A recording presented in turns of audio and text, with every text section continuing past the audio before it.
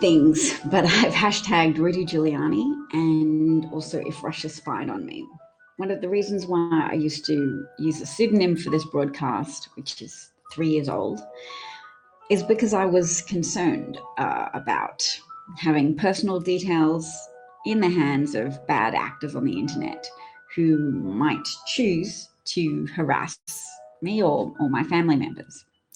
And with Donald Trump out of office, I'm feeling less paranoid and less concerned that that might happen. It may still happen. There's still loads of cybercrime and loads of bad faith actors. But it seems to me as if they're concentrating their energies at the moment on undermining public health via spreading COVID disinformation on the internet. And I'm just feeling more confident now that everything will be okay, that my main enemy is complacency, and that we can continue to advocate for justice and equality and those types of things, but it's safe enough to use your real first name. So I've got Molly and Bob saying hi in the comment section, which is lovely. Hello, Molly. Hello, Bob. This is my brother's music composition and performance. He's Prelude #1, and he's on YouTube. If anybody wants to ask me privately, I can tell you his name if you want to listen to more music like that.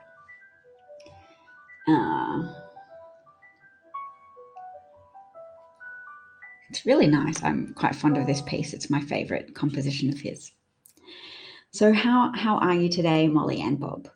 I'm just going to say I'm really loving Boston, but I should get into the news, shouldn't I? So first of all, what does stick in a lot of people's craw is the Republicans' response of slandering the brave Capitol police officers and DC Metropolitan Police officers who helped safeguard the Capitol and stopped there from being a death toll amongst legislators. So they protected the lives of those elected officials who would have otherwise been potentially tortured and murdered by the Trump crazed mob who sacked the Capitol and smeared their feces on the walls and desecrated the seat of government in the United States with their Trump incited violence. And it's easy for some people to succumb to the Republican push to memory hole that event and that day, or to buy into a narrative that it was Antifa, that there were hugs and kisses for the police officers. So I'm just wanting to be one of the voices that provides or participates in a counter narrative, because the propaganda narrative is very strong, and even when it's ridiculous, it doesn't matter how plausible it is. What matters is that it gives people an excuse to stay in their delusional bubble, because as I've always tried to tell people, fascism is a type of government of con artists who understand how to manipulate people, how to manipulate human emotions. There's a saying, if you don't love me at my worst, you don't deserve me at my best. And fascists are the type of people who love you at your worst, and they love people at their worst. They love weaponizing latent hostility. So they love giving people those easy answers that they already half believe, that everything would be better if the migrants from the wrong side of the wall were kept out of the United States, which in turn creates hostility towards Jewish people, because Jewish people are often seen as being friends to migrants.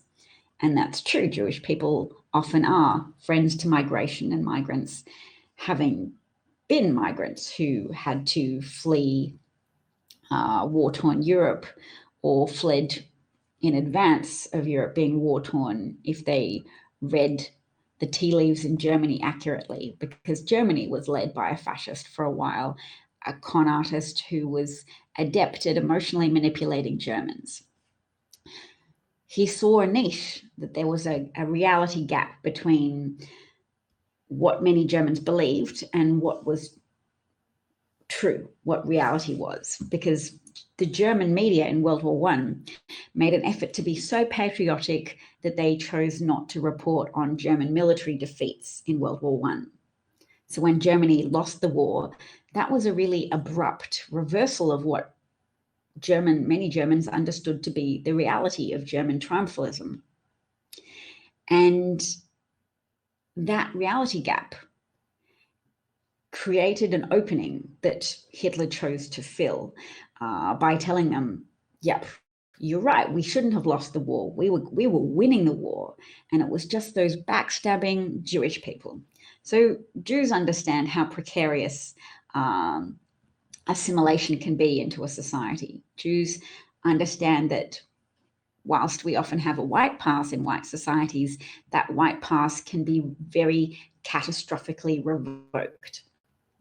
And it empowers many Jewish people to become powerful and potent advocates for civilization, for the kind of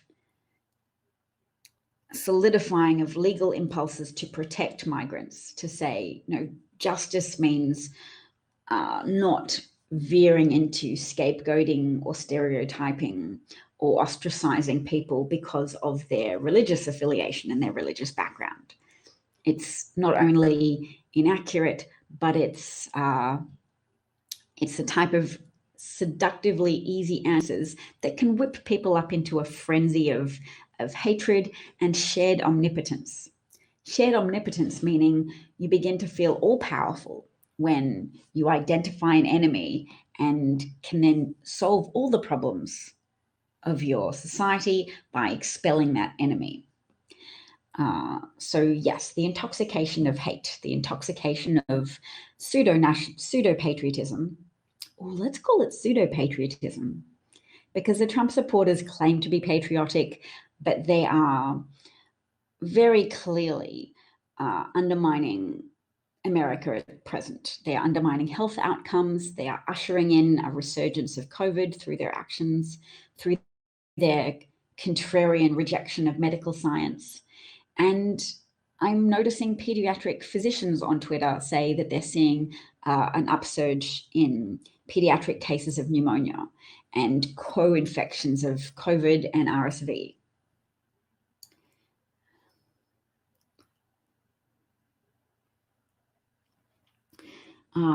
Molly notes that the Tree of Life Synagogue was targeted because they are heavily involved in helping migrants and advocating for migrants and providing financial and logistical support to migrants.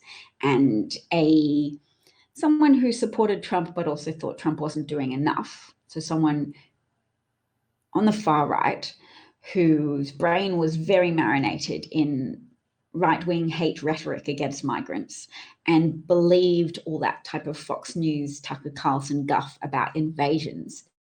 He felt that he was needed as an individual to step up to protect his society from migrant invaders by attacking the people who he perceived to be opening the door to those migrants, people helping migrants. So he took a AR-15, I believe, into the Tree of Life Synagogue and just slaughtered elderly Jewish people and just Jewish people worshipping in their sacred house of worship. And that tragic, that atrocity,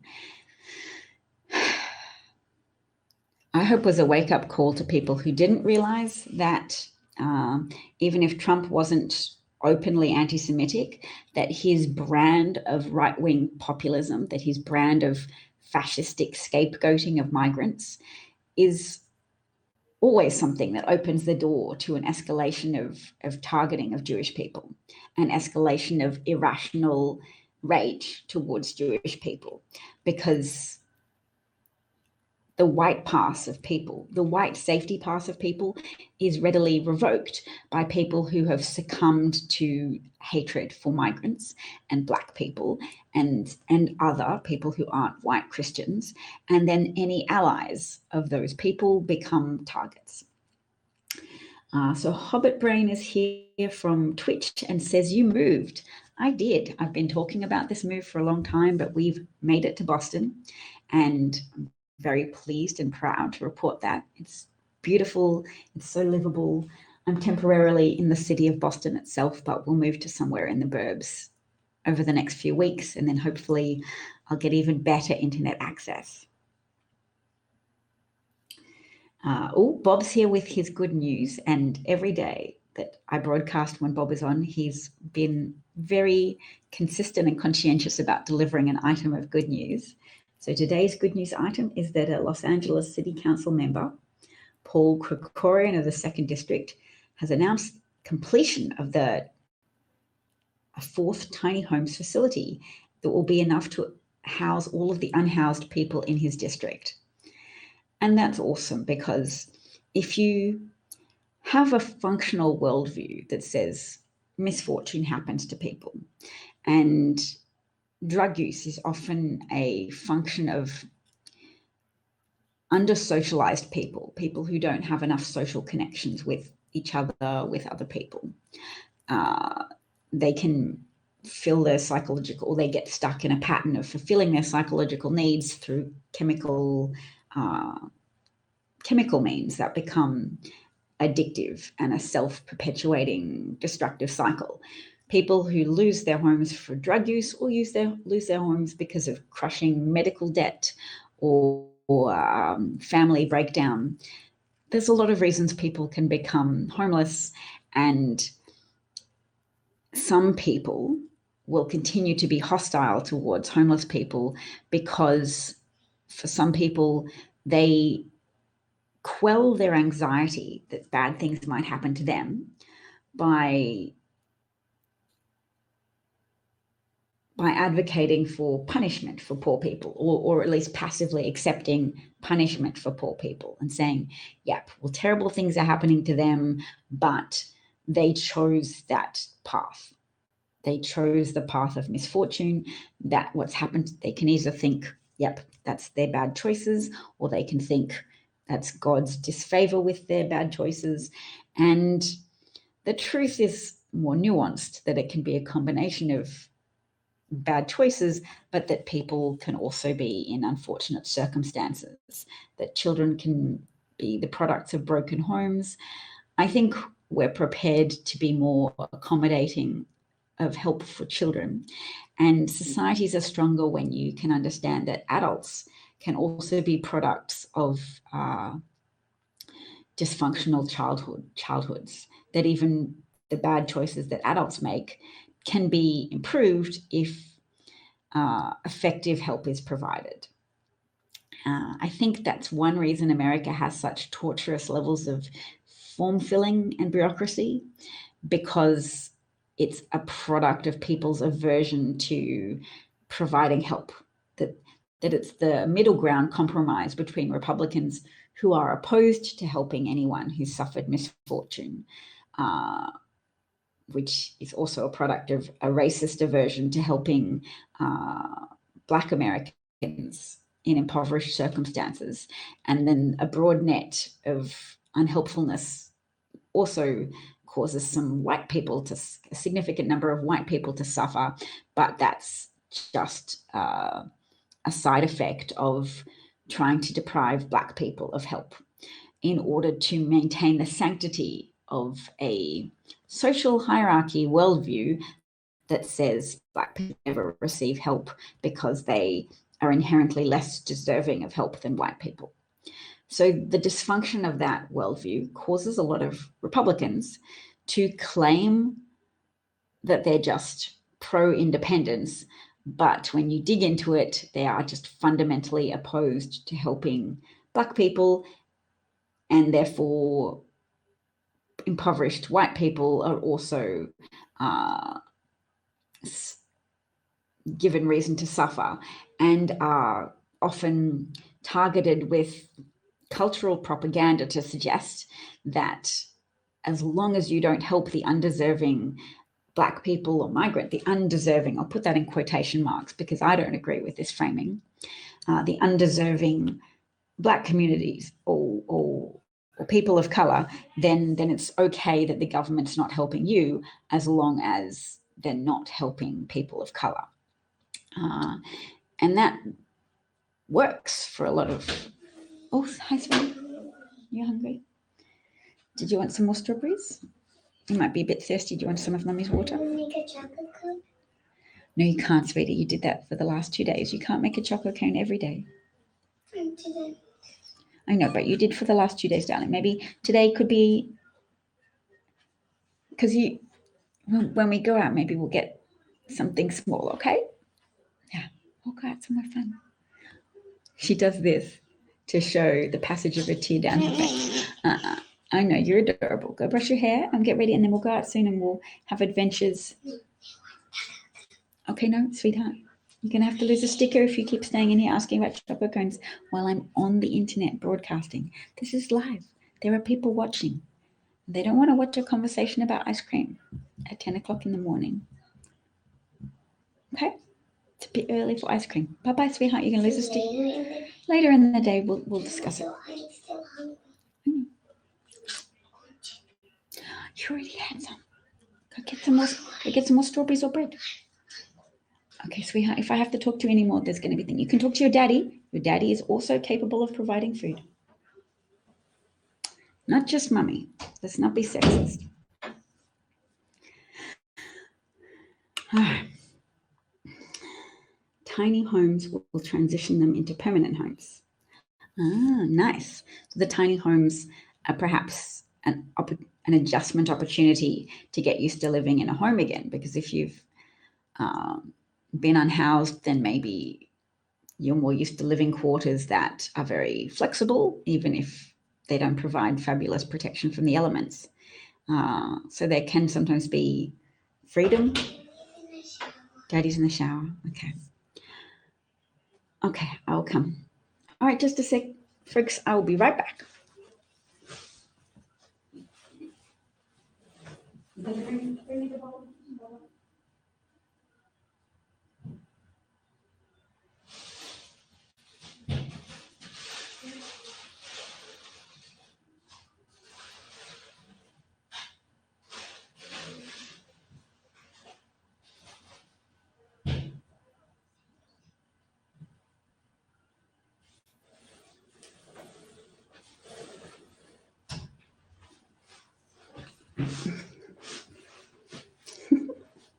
Oh my gosh. All right.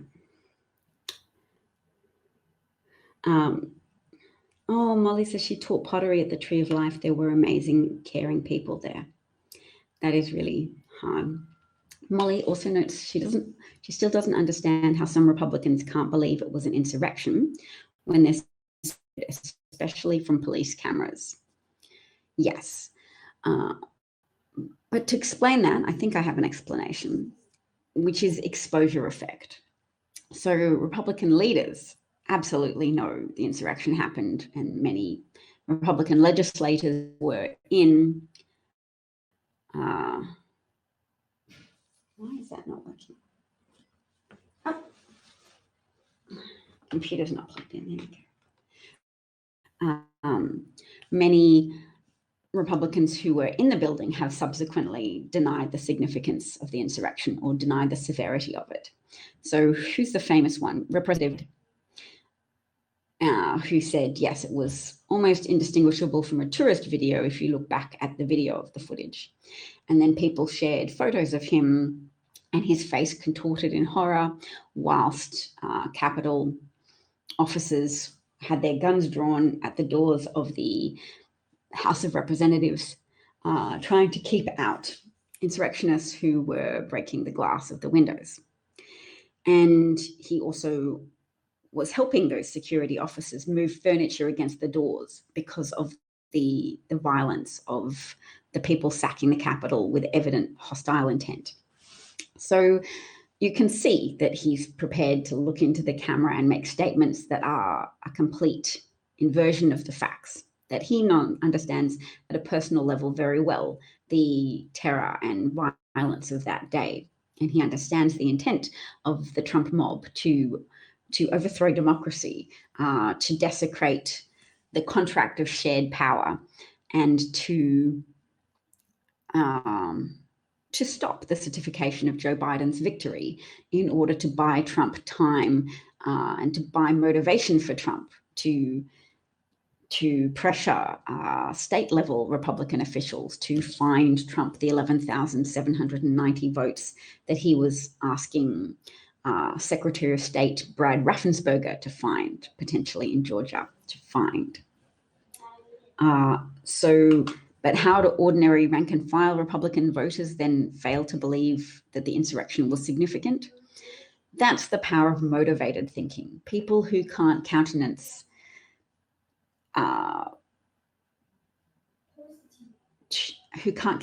believing that Trump is a chief insurrectionist, because it would hurt them. It would hurt them personally to feel that they had voted for a seditious con artist. So motivated thinking is a very powerful part of the human condition. People who believe what they want and who make choices about what media they expose themselves to in order to preserve their emotional well-being. So the Republican voters who still say the insurrection wasn't real, or it was Antifa, or it was a tourist visit, they're people who don't engage with mainstream media. Trump created a very strong permission structure to tell people, don't trust the media, they're fake news. And the exposure effect just means he repeated that a lot. Republicans usually had to stay within the confines of at least appearing on regular media and making arguments to defend themselves. And Republicans before Trump still benefited from the corporate bias of mainstream media, in that mainstream media organizations are still often owned by powerful, wealthy people who benefit from Republican tax cuts and Republican budget cuts to the IRS, so that the IRS doesn't have the resources to compel wealthy people to pay their tax, or to prosecute any wealthy people as a deterrent to other wealthy people from withholding money from their own society, from their own government that supports and scaffolds American society and builds infrastructure and stops bridges from crumbling and helps children gain adequate levels of education to be able to conceive of themselves as empowered learners who can go off and pursue value-adding professions. There's a lot of wealthy people who prefer there to be almost feudalistic division between the very wealthy people and an easily compellable underclass whose choices are so restricted that they don't have the emotional energy or the chronological space, the time space to organize into unions and demand higher wages or anything like that, or demand a more equitable share of profits as befits, or a living wage, a livable wage, a wage that can support a family.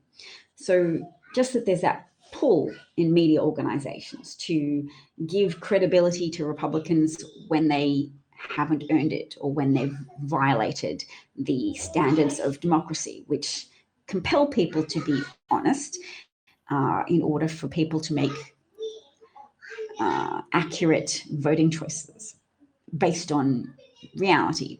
So Republicans have been rewarded for lying a bit by conservative media and the tendency to burnish their own reputation for fair and balanced reporting, as Fox pretends that it is, whilst actually privileging the people who bend the truth and who foment culture wars and seek to push a narrative whereby migrants are somehow a cost on society, instead of being one of the significant contributors to American prosperity and American well-being in a collective sense, because migrants do help America function, both documented migrants and undocumented migrants. Undocumented migrants would prefer to have a pathway to citizenship, but it's often been a political scoring point to other migrants, and to say, look, vote for me, I'm doing a better job of wall building or or border enforcing. You can have both. You can have a strong border and a functional immigration system, but Republicans prefer to perpetuate a dysfunctional immigration system with too much paperwork and too many delays in the court system, because then it's perpetually a talking point issue for them to claim that Democrats are failing, or if they're in power, that the problem is still so massive that it requires a Republican frame of mind with appropriate levels of hostility towards migrants, and that Democrats are too soft. But Trump accelerated that pattern of Republican deceit. Trump was able to weaponize the Fox viewer mentality of oh, I think it's the right thing to do to hate migrants. Trump validated those feelings. He validated that worldview. He put that worldview on speed. He accelerated it. He weaponized it. He said, absolutely, migrants are to blame for everything. And the key to improving American society is a wall. He also said he would build a whole heap of infrastructure, but that was not something that he was very genuine about. It was something he borrowed from the Democratic agenda. Democrats typically want to spend your taxes on infrastructure to benefit everyone, as well as to provide safety nets for those who've encountered misfortune. And so you often have that clash of worldview. People vote Republican if they believe that independence is a value to promote at a cultural level by minimizing government programs. And Democrats are often like, well, we actually think independence is facilitated by government programs that help people through their worst hours. But they don't often get that message out as effectively because media is sometimes, or the culture is sometimes dominated by that narrative that taxes are theft. And so that anybody making the argument that government programs actually help more people become productive taxpayers, that argument is sometimes made less powerfully, and it's not as intuitive to human nature, which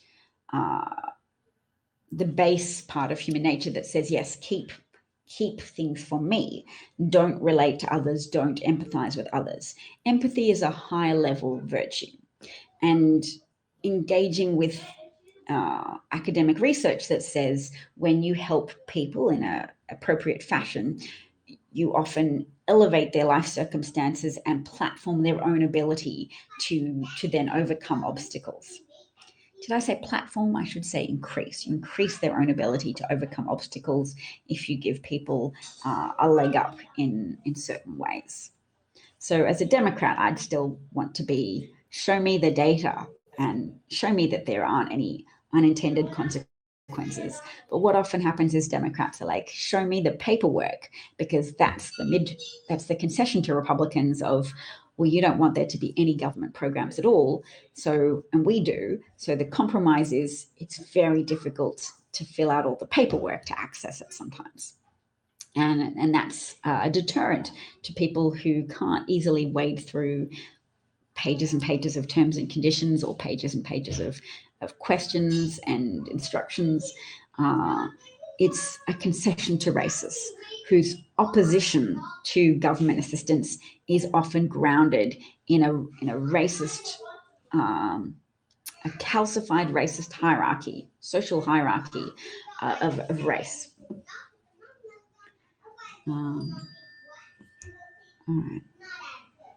All right, well, I better go hang out with my family. Oh, no, I'll bring this up on screen here.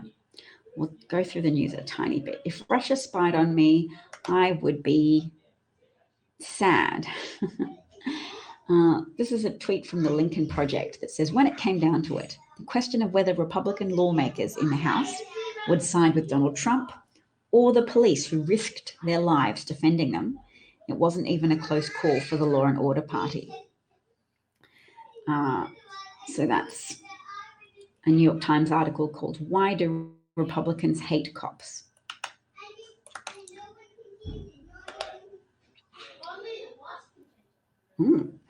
Bob's got something to say. I'm trying to educate people to stop feeding birds and also not put out bird feeders. Oh, educate us, Bob. Is that bad because it disrupts the methods that birds have of finding food for themselves? Is that something that interferes with bird independence?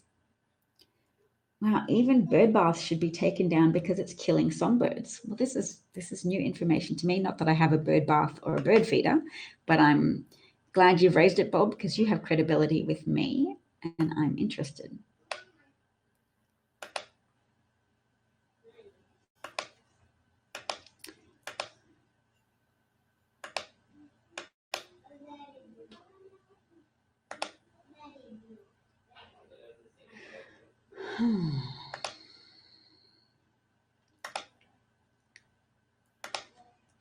Sorry, I'm just trying to log in. I cancelled my Washington Post subscription, which is a bit sad, but I felt very strongly about an article they wrote in which they were reporting on an outbreak in Massachusetts, and most of the people were vaccinated. So a very tiny amount of the vaccinated people who did get infected ended up with severe COVID and had to seek hospital treatment. So it's something that needed very careful reporting because people don't intuitively always understand probability and their brain doesn't immediately leap to the big picture, which is the outbreak happened and the huge level of COVID exposure happened amongst some vaccinated people. So the fact that some people still managed to get infected, their bodies had a better response than unvaccinated people did, and the unvaccinated people were more likely to end up in hospital. And the Washington Post just reported on that in a way that was implying, or that was going to be very easily absorbed into disinformation, anti-public health narratives that say, well, why even bother to get vaccinated? Because we're doing it for Trump. We're trying to ruin America so that people will vote against Biden and vote against the party in power in the midterm elections in 2022. There is some very malignant sabotage of America right now, and it's ongoing. It's incredibly inappropriate. It's far too weak a word. It's incredibly malevolent for people to do that. But there are people who are very much on a trajectory of pursue power at all cost, even over the dead bodies or the suffering of their fellow Americans who fall into significant medical debt or long COVID with all its attendant fatigue and brain fog, persistent brain fog, and increased susceptibility to organ failure of various types. That is causing people to fall into poverty. And that's what's happening with long COVID, and for Republicans to invite a resurgence of COVID through promoting and through validating vaccine hesitancy, through validating vaccine defiance, with Ron DeSantis actively using his executive power as governor of Florida to oppose companies that seek to make vaccines compulsory before partaking in the services they provide as private companies. The responsible activities, responsible steps taken by private companies have been sabotaged by a Republican governor who seeks to ingratiate himself with Trump loyalists by opposing health measures. Yes. Okay, so bird baths should be taken down because it's killing songbirds through spreading a disease. Okay, I guess because it's still water and it's more preferable for birds to drink from running water sources such as streams or rivers, perhaps. Okay, so pictured here is,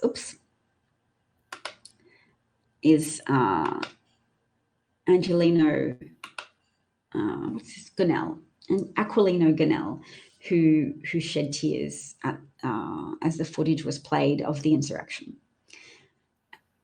and was mocked by Fox News primetime hosts such as Laura Ingraham, who handed out awards on her show to the law officers for dramatic acting, etc. And they're calling it scripted, and Trump loyalists have made defamatory, aggressive calls to the officers, because Michael Fanoni played one of a Trump supporter, calling him slurs, homosexual slurs and misogynistic slurs, everything that highlights what Trumpism sets itself up in opposition to. Trumpism is opposed to inclusive America, modern America that has legalized gay marriage, has made women's rights a public issue, that has tried to make America engage in those upper level intellectual functions of compassion and acceptance. That has moved away from some older patterns of religion that were more stringent in categorizing people as male and female and legitimate relationships as heterosexual. So the authority of the church is being undermined by modern moves towards inclusiveness. And people who have change aversion and people who are overly attached to the idea of religion and that more prescriptive views of gender and sex and sexual preference, people who are attached to that idea and believe that it is the only foundation for family happiness and for social cohesiveness, those people experience emotional pain in modern day society. And that pain is not only relieved, that pain is transmuted into joy through Trumpism, through saying, haha, a leader who overturns expectations, who throws transgender people out of the military, who says, you can grab women by their genitals and it's no big deal. In fact, it's something you're entitled to do if you're wealthy. And if you're a police officer, don't try to be gentle with suspects. Don't worry about constitutional rights. Just, bump their head. As you don't try and shield anybody's head as you put a handcuffed person into a car. You know, let people get brain injuries or damage to their head. Don't be careful with people. Validating that kind of cruelty and that kind of lack of concern and care for others. So that's Trump basically being a cheerleader for toxic masculinity. And some people view toxic masculinity as the only viable version of masculinity, and they want cruelty and contempt for others and contempt for women's privacy and bodily autonomy to be a joke and to be far, far down on anybody's list of priorities. And there are women too in that mindset who are loyal to a prescriptive heterosexual gender view. We don't have to position ourselves entirely on the opposite side. The Democratic tent should welcome even some religious people who are, not fully embracing of modernity. We need to accept all decent people who are concerned about the nihilism and the destructiveness of Trumpism and Trump-publicanism. That's a better word, actually, because it marries together the Republicans that have entirely adopted Trump's tendencies of utter deceit, utter contempt for the truth, and utter willingness to capitalize on the media's underdeveloped skill set in regards to characterizing lies as lies. The mainstream media's underdeveloped skill set in calling out Republicans who have taken contradictory positions. So who have, on the day of the insurrection or the day after, called out Trump for fomenting violence and encouraging people to attack the Capitol, and doing so to benefit personally from that and to overthrow democracy. they were originally honest about that, then they take a contradictory position to say, well, actually, we're not going to blame Trump at all. And how dare you blame Trump when it's really the true criminal here is Nancy Pelosi. So that should be something that is put to Republicans on a regular basis. You originally said this, and now you're saying this. And instead, they're treated with deference that they haven't earned. And that's why the Lincoln Project, to my mind, is still so valuable, because they have credibility as people who aren't coming from a background of loyalty to Democrats, and who don't have that affiliation of tribalism, who can't be accused of tribalistic loyalty to the Democratic Party, who have spent their lives trying to orchestrate public support for Republicans rather than Democrats, and therefore are an outlier in this context, in this critical moment in which we find ourselves, where we need all hands on deck of decent people, particularly outliers who don't just fit into a narrative of, well, Democrats, of course, call Republicans liars, but Republicans call Democrats liars, so we're all even, and we're all versions are equally true. It's not true. Republicans are lying every day in very consequential ways that invite people to put off taking the vaccine and just incurring loss and harm and suffering as a consequence of listening to Republican co-conspirators who are trying to undermine America and weaken the American economy, because the economy gets weaker when hospitals get so packed that you can't even get medical treatment easily if you've been in a car accident. So not just COVID is spreading, young people are more likely to occupy intensive care units now, children are having an increased incidence of COVID-related pneumonia, but also if your child gets a concussion, if your child is injured in a car accident, if your family member is injured, falls down the stairs, it's harder for them to get timely medical treatment. If you have a heart attack, it's harder for you to get a bed in the ICU for the treatment you need, because hospital beds are full and resources are being taken up by COVID patients because of the resurgence, particularly in under-vaccinated areas. So we need to talk about that more. It's not just the death toll of COVID, it's Republicans are causing their voters their unvaccinated loyalists to overwhelm hospitals and to break health professionals who are now treating people for a preventable illness. So before, it was a preventable illness in that it was a containable illness if Trump had behaved appropriately and escalated domestic production of protective equipment. If Trump had properly closed off travel from China or properly set up quarantine facilities that didn't involve underprotected interactions between Department of Health and Housing Services to just physically meet with people who were being repatriated from China, Americans being repatriated from China, because Trump Republican loyalists will often say, no, Trump instituted a ban of travel from China, and Democrats criticized him.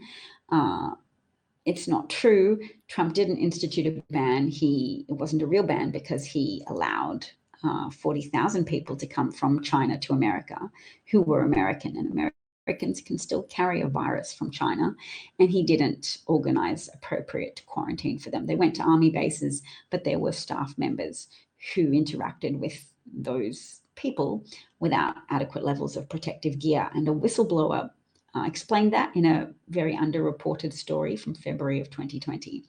So Trump helped the spread of COVID in California via his irresponsible behavior, which I believe was done on purpose because California is a blue state. And I believe that Jared Kushner and Trump were hoping to benefit politically from COVID proliferating in predominantly blue states of New York and California. Bob says, everyone I have met that haven't been vaccinated are young men aged approximately 20 to 35. So Trumpublicanism has told those young men that they don't need to be vaccinated, that the risk-benefit calculation is skewed against vaccination, which is a lie. There are young men who have still been hospitalized, who have still suffered from long-term effects, what is likely to be long-term effects of COVID, the disease of COVID. There's a lot of bad faith activity happening. And we need, I guess, heroes. I guess we need young men in that age bracket to stand up for vaccination. So I wonder what celebrities go between those ages of 20 to 35, because people often listen to their peers. Maybe we could tell that to the Biden administration.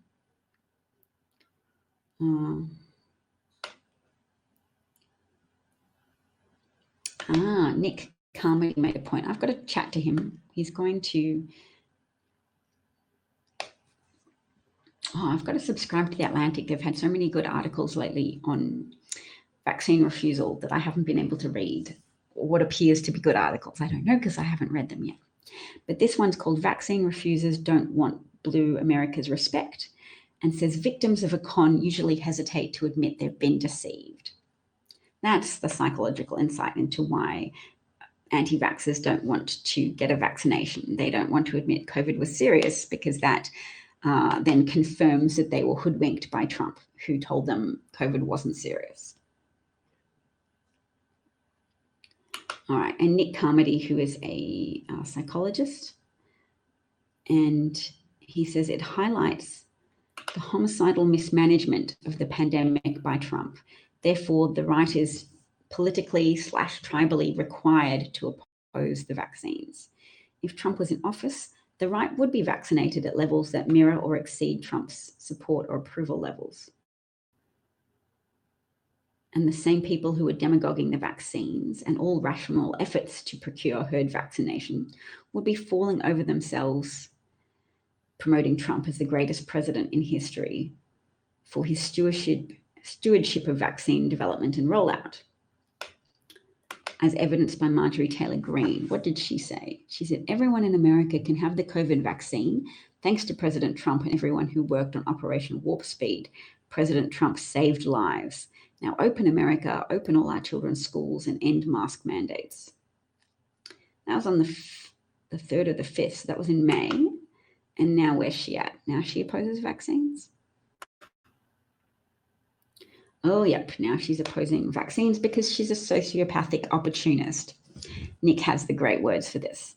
Sociopathic opportunist who is now reporting deaths because some deaths occur after taking the vaccine, because some deaths always occur and there's no evidence. She says the vaccine is not FDA approved. It has an emergency approval, which means that's circumventing the queue. But full approval comes after a while because the FDA chronologically works its way through approving all of the drugs that have applied for FDA approval. So that's why they've taken longer, even though it's kind of inexcusable, knowing that the lack of official approval is feeding into vaccine defiance. So she cheered vaccines in May. She cheered vaccines in May, and in July she said, Biden and the Dems are coming to your front door to force you to take the vax. Schools say your healthy kids need it, and you still think you're free. So before she was advocating for the vaccine to occur so that schools could open up and that everyone in America could have it thanks to Trump. I'm glad he's put those two together. And I wish more people followed Nick, and I wish he would be invited on more shows. I'm going to invite him on mine. Trump politicized COVID at his 28th of March hoax rally. From that point on, every position the right has taken on COVID, from masks to vaccines, is in political opposition to their enemies. It is really tragic that that's happened like that. And I'm going to say more than tragic, because this is not a complaint show. This is a call-out show where we say it is unacceptable that it's happened like this.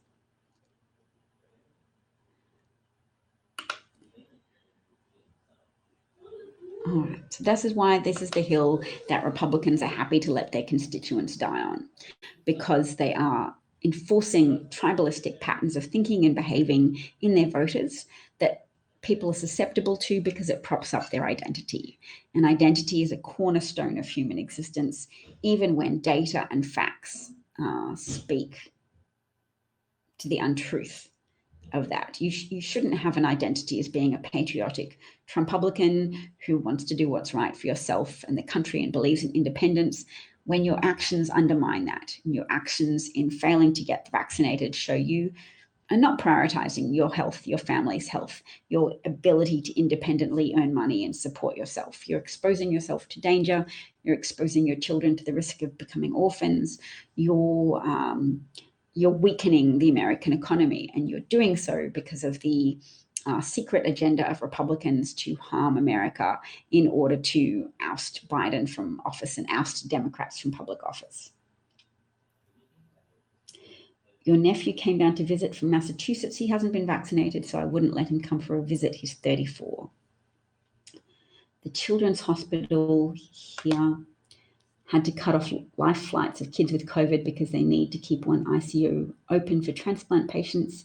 2 of them are full of children with COVID from outside counties. Yes, this is an unfolding, ongoing outrage. It is an atrocity. It's an atrocity that children's lives are being jeopardized. The children's lives are being lost because of Republican obduracy, which is just a fancy way of saying stubborn.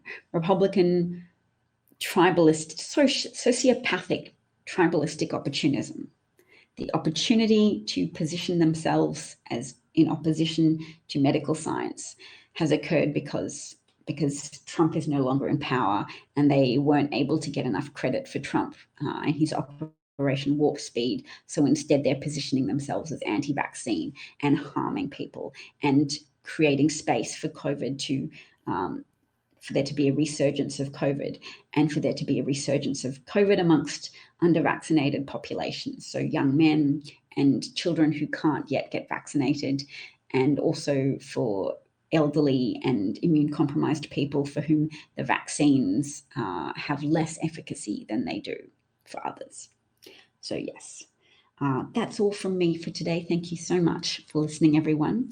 I'm going to try and do some stand-up comedy maybe tonight or at some point to see how that goes, if I can make anything funny out of this god-awful tragedy, god-awful sociopathic unraveling of the health and safety and well-being of the United States in a collective sense, when all the vaccines in the world are available, but people are dying of whiteness. People are dying of white supremacist ways of thinking and being that has to set itself up in opposition to science because Biden's in office. And if Biden supports science and he's an ally to Black people, then they have to do the opposite, which incidentally disproportionately endangers the lives of Black Americans and Hispanic Americans and Americans of color, because there is a disproportionate presence of Black people in public-facing professions and in essential service roles. So when COVID is circulating at a higher rate, then yes, more Black people are likely to encounter high levels of COVID. So it is also a function of racist thinking and social hierarchical constructions that devalue Black lives. Everywhere I go, I see Black Lives Matter, and it's great. It's such a critical part of asserting decency, to strengthen the presence and the message of decency. That when you value Black Lives Matter, when you value Black lives appropriately, then you also save the lives of non-Black children, and you also save the lives of non-Black people, because everybody gets thrown under the bus by racists because their dysfunctional worldview is happy to bring about suffering, to try and punish the people who are devalued by their worldview. I hope that was of interest, and I'm going to go make a Black Lives Matter sign sometime, maybe for a window for when I move into a home. Bob is still trying to wrap his head around the fact that we are now in the same time zone. It's so exciting, isn't it, Bob? I know. All right. Thank you, Paul. who said, nice job. I'm glad you appreciated the broadcast. I'll talk to Nick Carmody today and see if I can organize a broadcast sometime soon. He is one of the most eloquent people on Twitter for describing the types of psychological dysfunction that cause some of the current circumstances.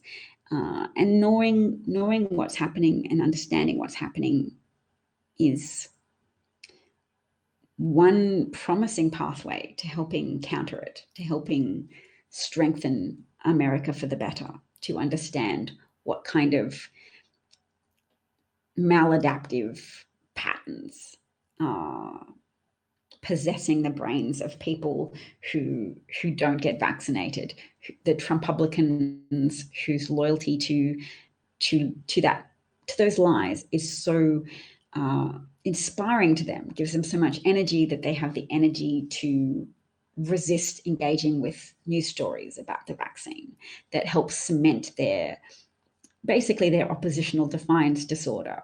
That's a medicalized term to refer to children who will just always do the opposite of what you ask them to do. I'm not a big fan of medicalizing human nature, but it's still some way that can help engage people with the very real problem of Trump-related contrarianism. So thank you, Paul, Molly, Better World. Better World asks me if I got vaccinated. I told you. I remember you asking me that question specifically before I told you before I moved to America. I wouldn't have come here were I not double vaccinated with a 2-week interval as well to for my body to develop adequate levels of antibodies. So I'm a 2-dose Team Moderna person, as is my husband. My children are too young to be vaccinated yet, so I look forward to the time when the Pfizer is able to release the data that the FDA wants to also have an emergency approval for child vaccinations for the under 12s. And maybe if we get everybody on board with explaining that emergency approval from the FDA is approval from the FDA. It's just approval that skipped the queue, and then later on we'll get a queue approval as well of the in-turn part of all of the drugs that all the people who've invented drugs that they've applied to the FDA for approval, and they all get evaluated in turn. Because of the urgency of treating COVID, the FDA has still examined the data from vaccine trials, including data from all over the world, and accepted that, yes, this vaccine has great safety profiles for all the vaccines relative to the risk of contracting COVID. Perry Pilot saw Republican denial about January the 6th on a YouTube video. Yes, they point to Antifa and Black Lives Matter protests. They point to social justice protests as being worse than January the 6th. It's obviously a nonsense, but those people are motivated thinkers, and they don't want to be accountable to their own consciences for supporting a racist tyrant who was willing to throw democracy entirely under the bus for his own personal advantage. So Perry Pilot says it's a wonder you can do comedy. Well, we don't know yet if I can. I'm going to try. I haven't done comedy for 20 years. We'll see if I can. I enjoyed doing stand-up in an amateur way when I was a university student a long time ago. Molly says, thank you. Thank you, Bob, for your good news story. As always, good luck to your nephew. I hope he sees the light soon. There's a lot of good articles on The Atlantic. Maybe I'll send Bob one in case he wants to send it to his nephew. Molly was playing the cello earlier, a piece called 19th Century Nervous Breakdown. Oh no, just 19th Nervous Breakdown. Interesting.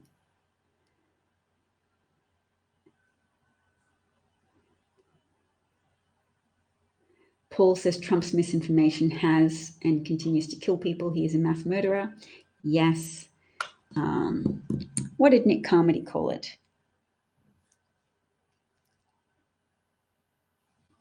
Something.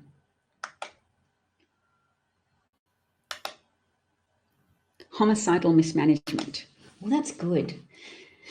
The word murder can sometimes seem a little bit entertainment related just because of the prevalence of murder mysteries and that type of thing. But homicidal mismanagement, that's good. That characterizes both the fact that there was mismanagement and incompetence, but also willful homicidal neglect, willful cultivation of COVID spread because of the belief that it would hurt Democratic governors and strengthen Trump's marketing platform of I'm great and they're terrible.